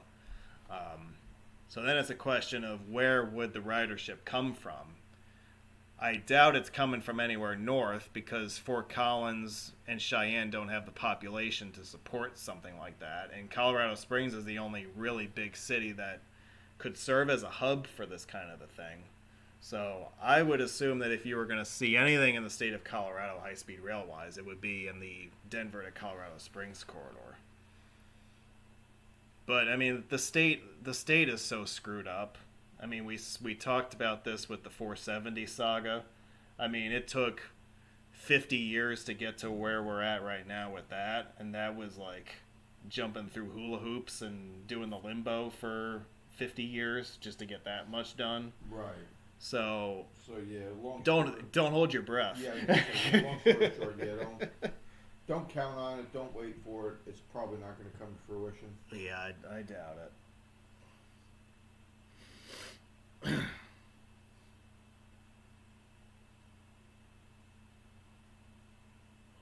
Bill, what have you been up to lately? I know you have a line of work that's in the retail sector. Am I right about that? You are. So this has got to be your crunch time of the year, right? Yeah, this is my crunch time of the year for sure.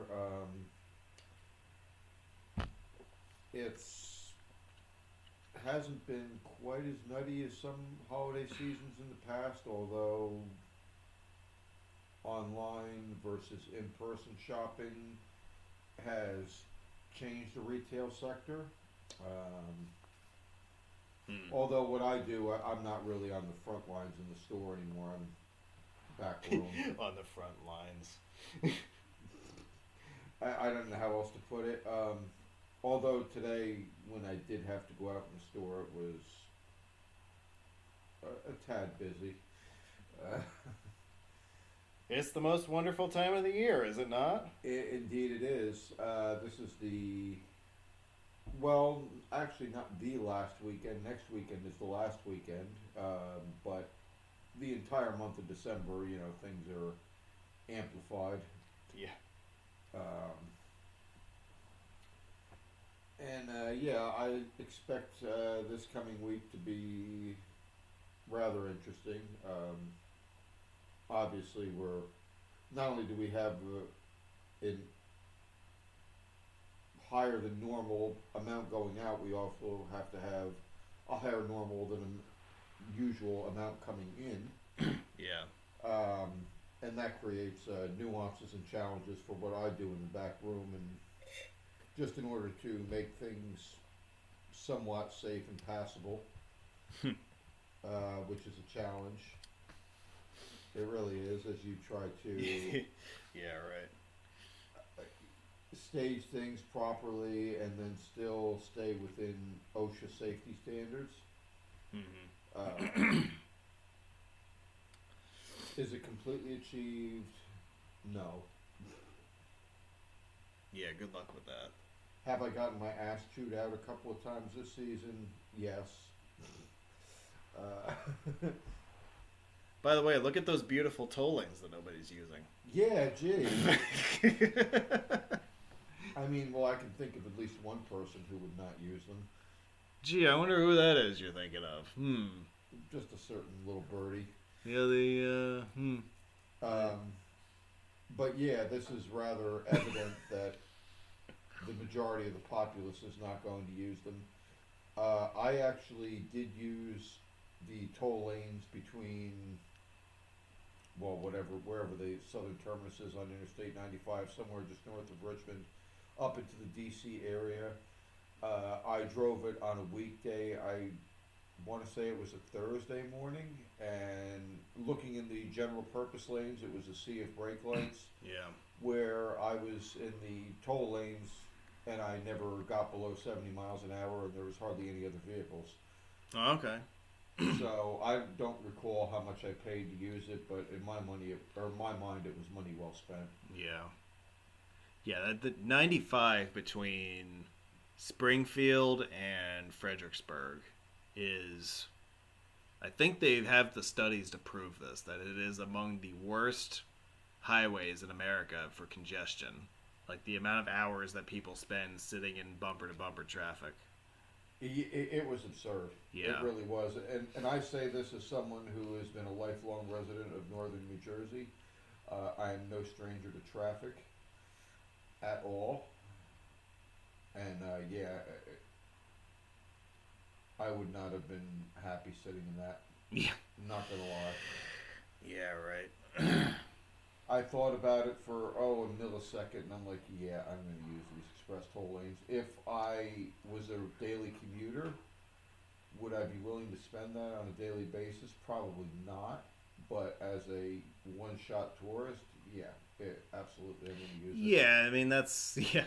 As a one-time road geeker who is clinching, such and such a toll road, yeah, I mean, I'll drive it once or whatever, but, Right, and then I can see the general purpose lane, so that even though I had been a passenger through there, that was actually the first time that I personally drove it. So I covered all bases in my mind. Yeah. Let's see here.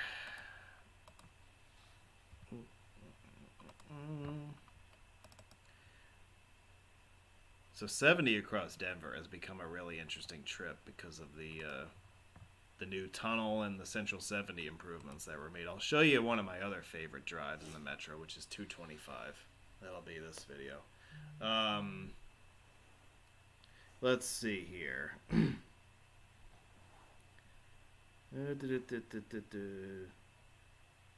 All right, Will Carpenter asks, do you know the story of the torpedoes in the I-25, I-70 interchange? Okay, so this is something that I'm familiar with the story of I think it was a truck that was carrying Navy torpedoes that overturned on one of those ramps, if I'm not mistaken. And no one was sure if the torpedoes themselves were armed and dangerous and liable to go off. So they basically shut down this entire interchange in the middle of Denver. And I don't remember I'm a little sketchy on the details, but I don't know if it was like during an afternoon rush hour when this happened, but it was like a traffic disaster in Denver before they could bring somebody from one of the bases nearby in to basically disarm or basically give the all clear that they weren't about to explode. There's, I don't remember when this happened either. Maybe Will can add this into the chat, but it was something like that where basically traffic in the middle of Denver came to a standstill for a period of time.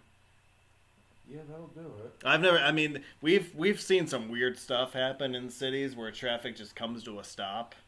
I mean, this past year we had a tanker truck take out I-95 in Northeast Philly for a few weeks or whatever that was. Yep. And that was unusual. But I can't imagine having a shipment of Navy torpedoes, going off the truck in the middle of a city. That's a new one. Yeah. Did wonders for commuter traffic, I'm sure. Yeah. Yeah, so that is one story that I read about when I was getting ready for this, and as I said, I know some of the details on it, but yeah, that's a unique one. That's a unique story. And I'm sure that Navy protocols for shipment changed after that. I would imagine so. Yeah, we can't have our torpedoes blocking traffic. Okay, 1984. Yeah, so this was a while ago then. Yeah, that's and that was 1984 traffic. So that was before the metro really exploded. Right. Like the growth phenomenon in Denver Metro has really been, like I would say, since the late 80s and through today. So like in my lifetime, I've been around 35 years roughly. It's been within my lifetime that Denver has exploded into what it is today, and it continues to grow, as I said at the top.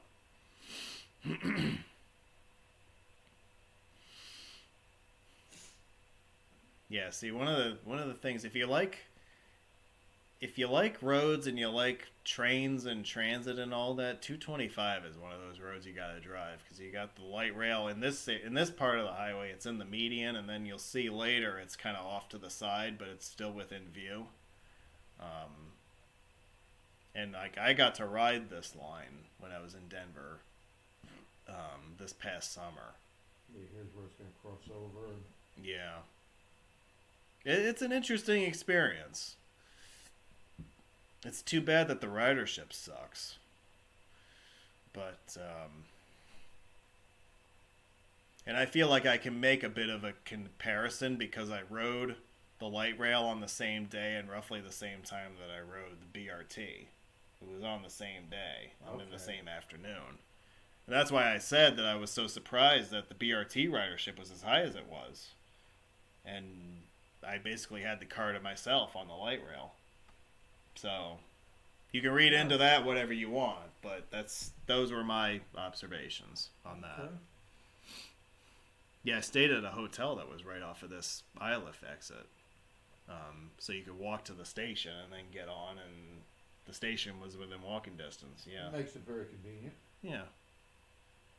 Yeah, because I was like, you know what? I've had enough of driving on this trip. I'll just take the light rail into town, So I thought I'd give that a try. Yeah, I had no idea that you were at all interested in rail. I think that Laura's interest in transit has rubbed off on me a bit. Okay. I've kind of become more, I would say, transit aware, I guess you would say. Okay. I mean, we're all still road geeks and stuff like that, but... Right, but no, I mean, I enjoy rail. Yeah. I mean, when I study these cities for these webinars, I do now start to take into account the broader transportation network. And of course, that includes the buses and the rails and stuff like that also. Not just freeways. All modes of transportation. Hey, man, we all love our freeways, I know. Yep.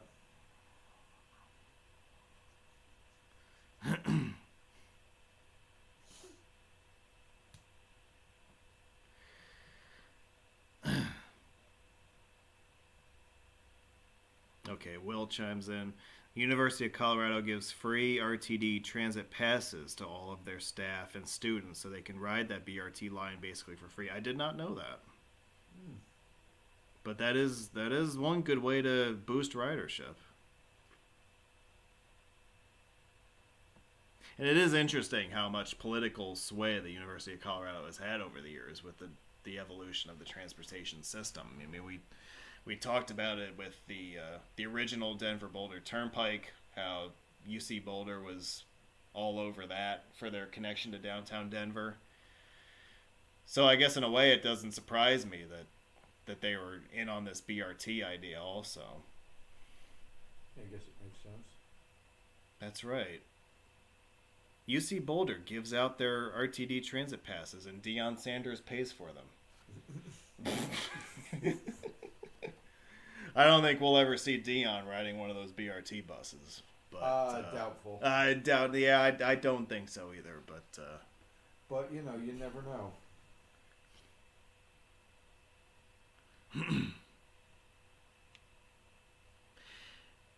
Yeah. So on the topic of high-speed rail, so Denver Boulder, I know, is another proposed HSR. Yeah. So we have the BRT line that connects Denver and Boulder. Now there are different types of rail systems in the Denver Metro. There's the light rail, which we've talked about a lot, and then there's the more heavier commuter rail. The heaviest, the most popular of those lines is the airport line, which connects Union Station with the airport. Those run on heavier gauge tracks with higher capacity cars. They're like the Metro North and New Jersey transit trains here in New York. There have been ideas thrown around in the past about expanding that system. And I believe a Denver to Boulder line was proposed as part of that. It might still be on the long-range construction plans. But to this point, that section has not seen an expansion in heavy rail capacity. But as I said, the way that the Metro is continuing to grow and expand, there's going to have to be more expansions of the transit system, and somebody is going to have to figure out how to make those toll lanes on 70 viable, because nobody's using them right now, and they were built under the assumption that people would use them, and yeah, that's not happening. It ain't happening, and that needs to change. They got to figure something out as far as that's concerned. It's my understanding that at the state level in Colorado, there is, and this is something I think that came up last week during our virtual tour, that the state of Colorado is against building new freeway lane miles that are not tolled. Right.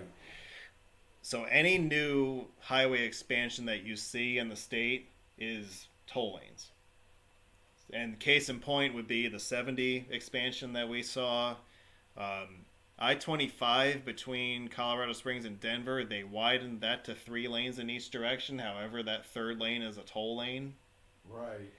Same thing with the project in the Fort Collins area, which is adding a third lane in each direction. That is a toll lane, not a general use lane.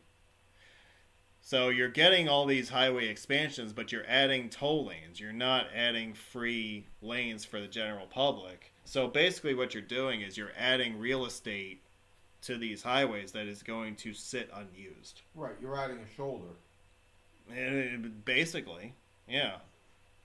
I mean, we saw last week on that stretch of I-70 out in the Idaho Springs area where there's that toll lane heading eastbound. Right. Well, the lane isn't even friggin' open most of the time. Right. So it just sits there. Like, it's like you spend hundreds of millions of dollars as a DOT to add these lanes, but then what's the point of lanes if you can't drive on them? Right. You're only got them open for a few hours a week. That's kooky. It is completely ass backwards policy for highway expansion. Right. Then why even bother with these projects in the first place? Then? Right. At that case, yeah, you might as well just authorize shoulder running for Sunday afternoon. That would be a more efficient use of funds. I know that a lot of people. That's another debate that happens. And that's a debate that I'm willing to have. The safety of shoulder running. Because from a safety perspective, it is questionable. Yes. But yeah, if you're gonna add, like, if you're gonna allow an expansion of capacity, then just allow shoulder running. Right. Like, why go through like $1 billion at a time just to add a nice little lane that nobody ever uses, or nobody is going to use? Yeah, or is only going to be open for a short period of time every week. Then there again, you might as well just allow shoulder running. Look, as I'm sure you have realized during this program, the state of Colorado is kind of sort of screwed up when it comes to highway policy.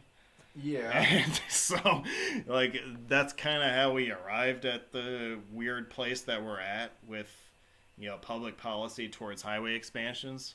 And it's a weird place to be in because this stretch of I-25 that we're on right now, this was expanded not that long ago as part of the T-Rex program, which was mainly predominant. I mean, it was funded in the 90s, but it was built predominantly in the early 2000s. So we're not that far removed from it.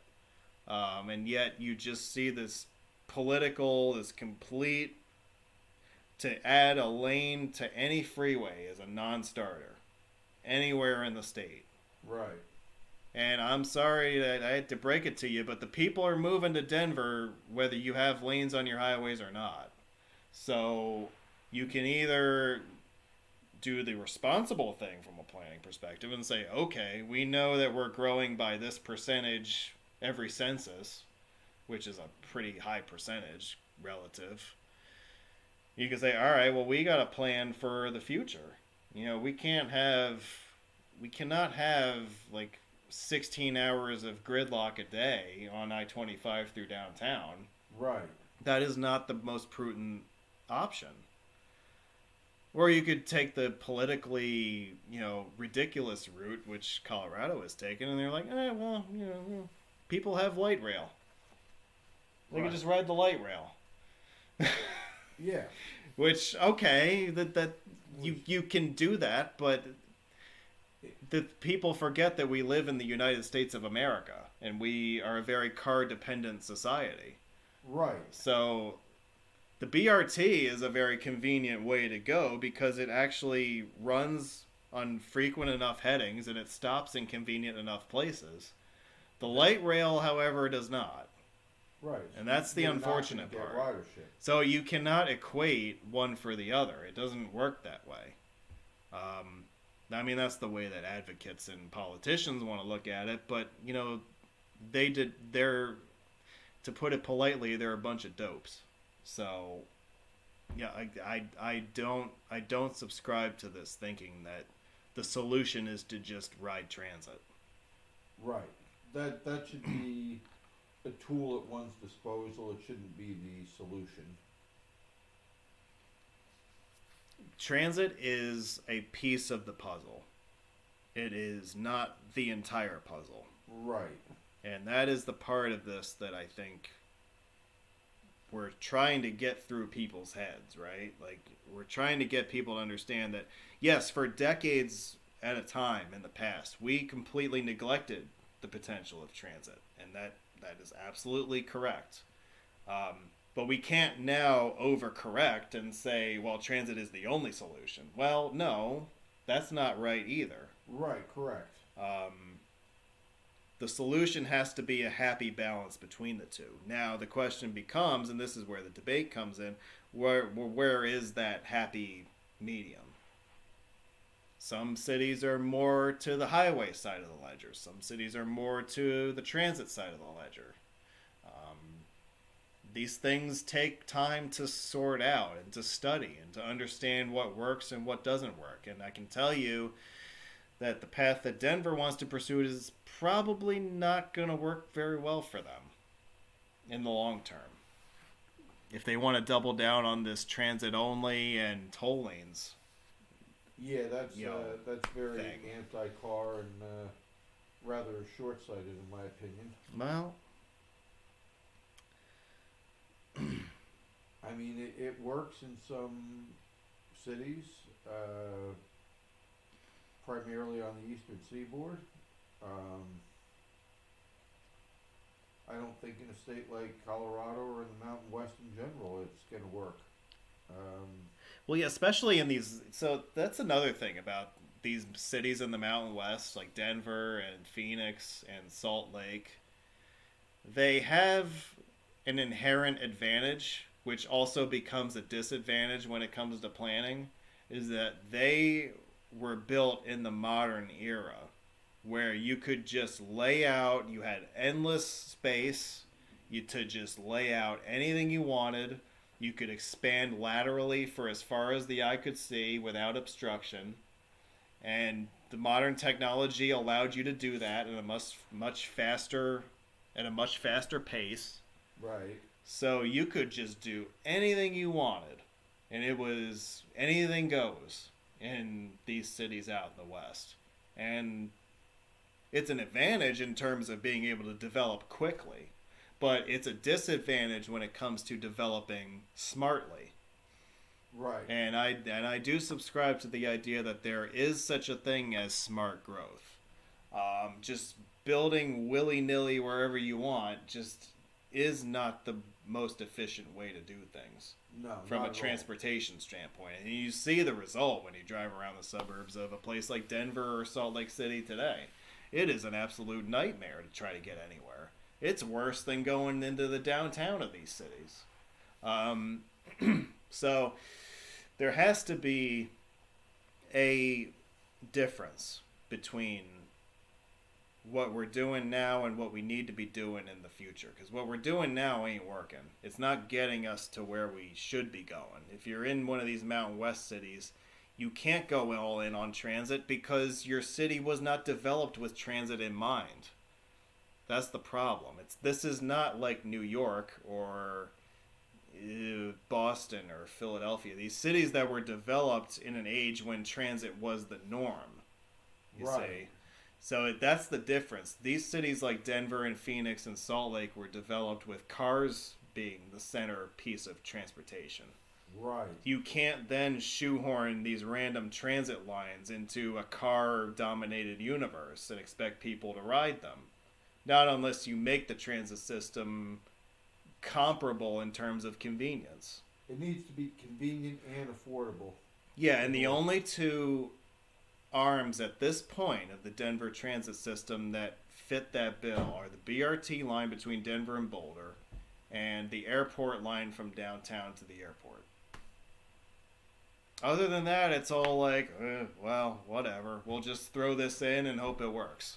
Because that's kind of the mentality that I feel that some of these officials have. They're Yeah, kind of and like, and it's well, not- we'll just draw a line here and we'll put a few stations in and we'll call this a light rail line. Yeah, and it'll work. People Yeah. will use this. Yeah, I mean, it looks great on a map, but then when you put it into practice, it's just like, what the hell is going on here? Like, why am I riding an empty light rail train along an interstate highway? Like, who the hell thought this was a good idea? Did they think that all those people on the freeway were going to leave their cars at home?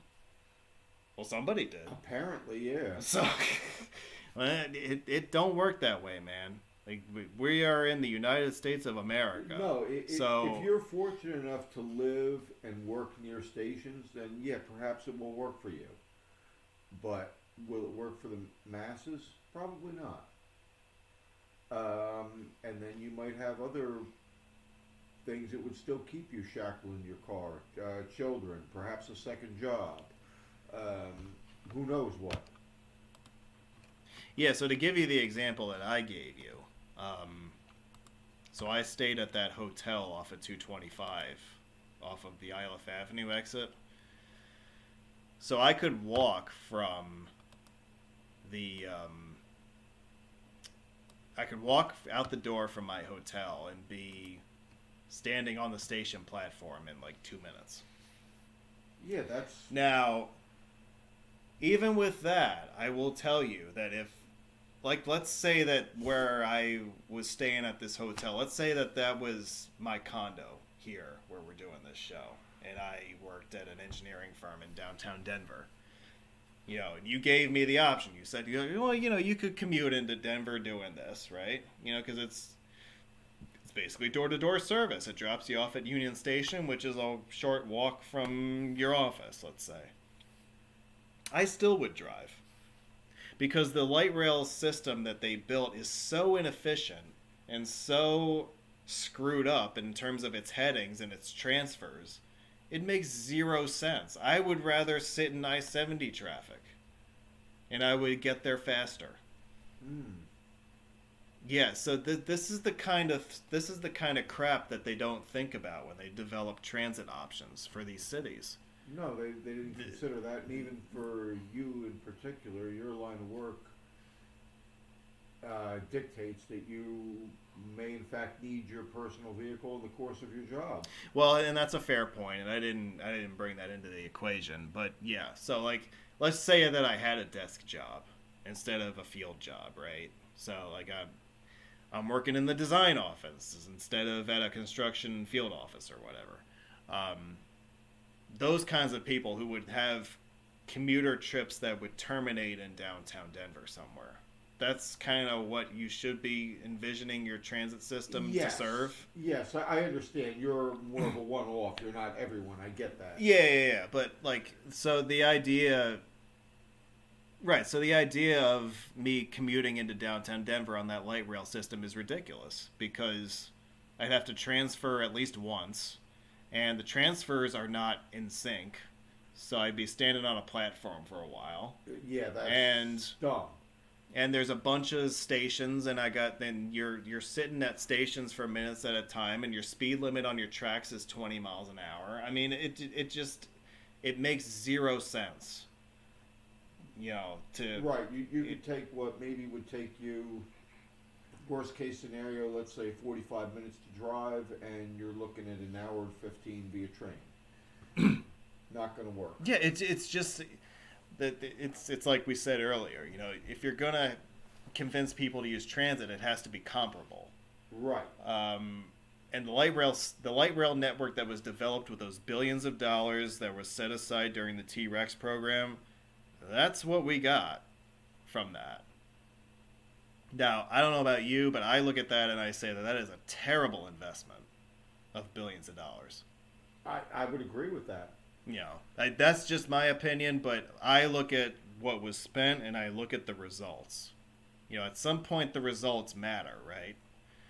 So you look at that and you say, well, it didn't work very well. That's kind of my verdict on that. Right. So yeah, you're right. That being said, it was a waste of money, and you're not going to get the ridership that you envisioned or hoped for, and you're going to have a populace who's very dissatisfied with traffic. And how are you going to address this? Yeah, it's sort of a catch-22 because one of the other things is that you can't just also expand highways willy-nilly with more general lanes and more general lanes because then you end up like Los Angeles where it's like a 50-lane wide freeway that's bumper to bumper just like your 10-lane wide freeway is in Denver today, right? Right. So the only difference is LA doesn't have the toll lanes. Well, not nearly as many at least. Right. So there's a lot more thought that has to go into the planning of transit systems and the planning of not really highway expansion, but just the increase of capacity of the existing facilities that we have. Because that's where we're going in the future. It's not all the big new highway projects that you see in our urban areas in this country have already been built.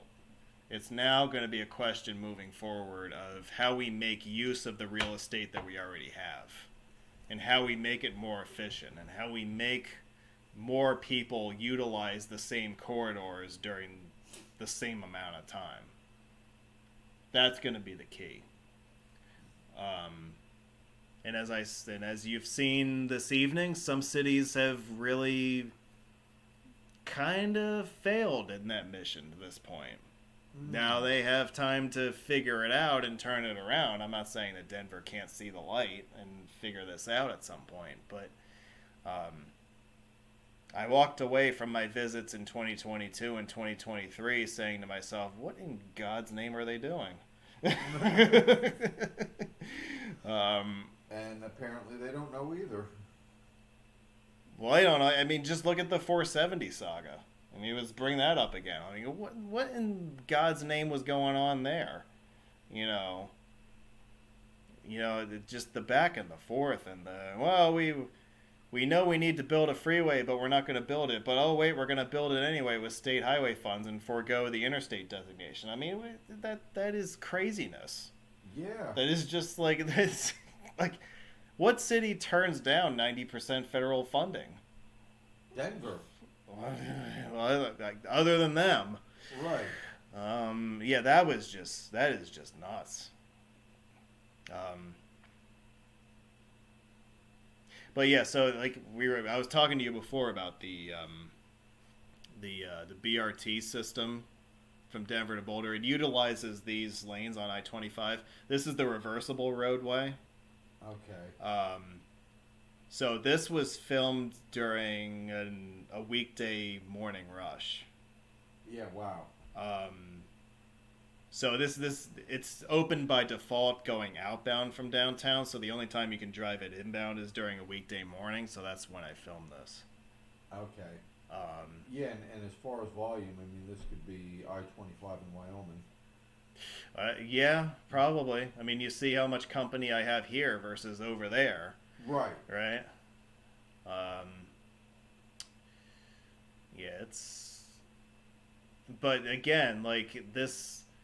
You gotta pay a steep toll to drive this, but it guarantees you a free-flowing trip the whole way in. So I guess if you're running late, otherwise... people are probably not going to utilize these lanes, especially if it's very cost prohibitive. Well, yeah, and there is a reason why these lanes sometimes have the nickname Lexus lanes. Yeah. They ain't. I mean, yeah, anybody can use them, but yeah, generally you have to have deep pockets, and those are the kind of people that you're going to see using them. Right. Or people that drive company vehicles and have a company transponder, and then. Yeah, that would be the other example, yeah. I mean, I know I've had driving jobs before with like a fuel gas card, and obviously I didn't, I looked at a station that wasn't busy. I didn't care about the price because I wasn't paying for it. Oh, I don't have to wait in line here. I'll get gas here. I don't care if you're 20 cents a gallon more than everybody else. Yeah, right. I'm not paying for it. Yep.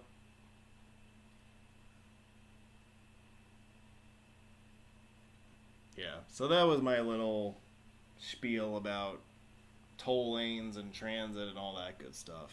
See, these are, if I could like, I don't have the authority to do this, unfortunately, but if I could one day descend from on high, the angel of roadway whiz descends from on high and decrees to the people of the AARoads forum that you shall not talk about Lyman and other bullshit, and you shall instead talk about insert topic here for thoughtful conversation. These are the kinds of transportation related conversations that are not had enough, and no. I think that those are the kinds of topics that I prefer to focus on. And I kind of wish that people in road enthusiasm gravitated more towards this kind of thing. As it is, they've kind of left the monopoly for me to have, I guess. But, that's all right. It means I get to talk about it on my programs every week or whenever these subjects come up. Right. See, Laura's not even on the panel tonight. Could you imagine if she was on the panel? We'd be talking for the next 2 hours about this. This is true. But as it is, we're about to close up shop here. But, yeah. And miraculously, I made it the whole way through. You did. You know what? You did good tonight. You didn't fall asleep or nothing. You're sitting in the magic recliner, which makes people fall asleep. Yeah, I was gonna say, and I'm sitting in the sleep chair. Yeah. Which, by the way, I have fallen asleep in the past. Not during a live broadcast, at least. No, that was over on the couch. Yeah, you were sitting over there when you fell asleep that one time. Yeah. But I think that was also holiday season and where I was working umpteen billion hours and yeah. Well, this is your busy time of the year, so Yeah, I it's get just been less hectic than in years past. Well, actually, it's been hectic. It's just been less hours than in years past. Yeah. For better or for worse. Better for my mental well-being. My wallet is not so happy. Oh, yeah. Alright, I'll show you guys one more video and then we'll sign off. I ended with a bonus honorable mention here in Wyoming, so I'll show you. I don't even remember if this is on YouTube or not. I think it is. I think I have 180 in Cheyenne on the channel. The problem is that there's like over 14,000 videos on my channel, so I don't even remember what I've uploaded and what I haven't. But well, yeah, I wouldn't expect you to remember every last one of them. oh yeah.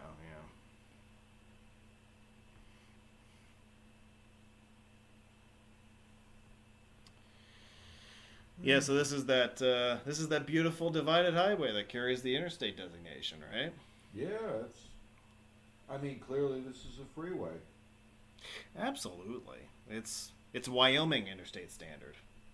I mean, it has the same amount of traffic as other interstates in Wyoming do, so there's that at least. Yeah. But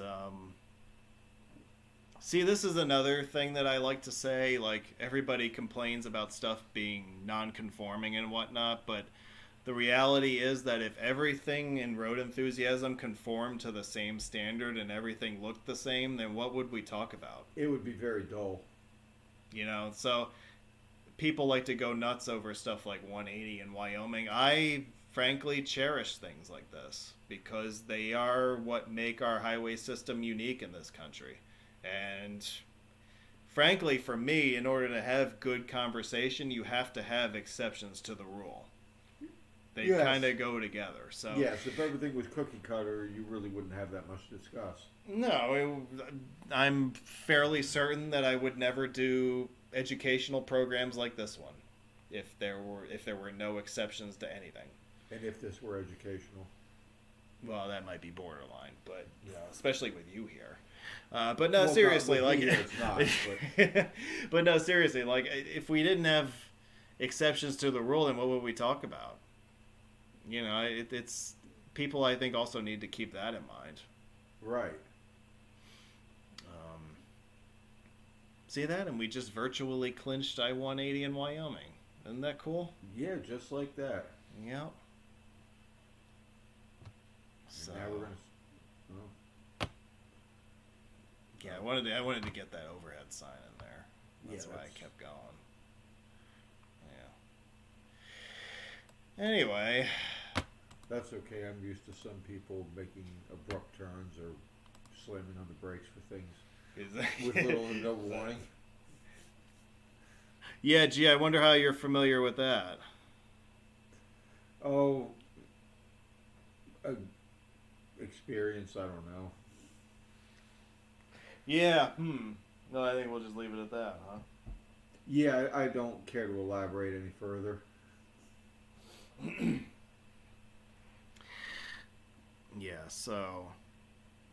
So we mentioned the BRT. So how does it work in the reverse peak direction? When the express lanes are flowing opposite you, it utilizes whatever general use lanes on I-25 that there are. So the morning peak direction is the more important direction, I would say. Maybe it's more comparable in a place like Denver versus Boulder, but the express lanes on I-25 are pointed southward in the morning, so your BRT is running on those southbound, and then in the outbound direction or northbound, they're using the I-25 general lanes, which are not going to be as congested as the southbound general is going to be. So that's the logic behind that.